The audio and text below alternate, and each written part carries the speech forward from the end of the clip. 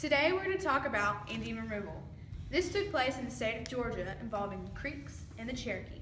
The Creek Indians were located in South Georgia. Alexander McGillivray was a Creek chief who did not want white expansion. In 1793, he met with President George Washington and signed the Treaty of New York. This treaty was a compromise between the natives and the colonists.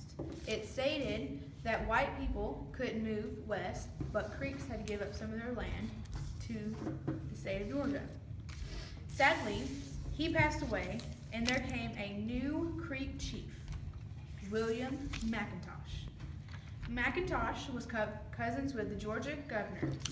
He was paid about $200,000 to betray his people. Soon after he signed the Treaty of Indian Springs in 1825, this treaty gave up all Creek land to the state of Georgia. 2 years later, in 1827, the Creeks had to relocate to the Mississippi River. Natives found out, so they murdered him and scalped him. The second Indian tribe was the Cherokee Indians, who were located in North Georgia. The Cherokee Nation was independent and its own nation, ruled by Chief John Ross. None of the colonists really had a problem with the Cherokee until after gold was discovered in the Cherokee territory in 1828. Whites wanted Cherokees out. Later on, a law was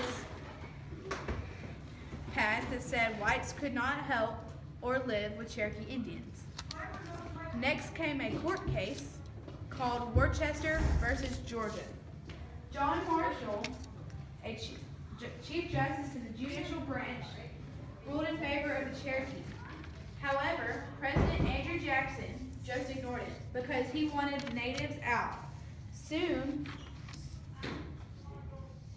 eventually leading to the Trail of Tears in 1835, the United States government forced the Cherokees to sign a treaty that gave up all their land. 14,000 Cherokees were rounded up and were forced on an 800-mile march to the Indian Territory in Oklahoma. Over 4,000 men and women, kids were killed due to disease, starvation, and exposure to the harsh, cold weather. So, as a summary, the colonists did not like the Native Americans.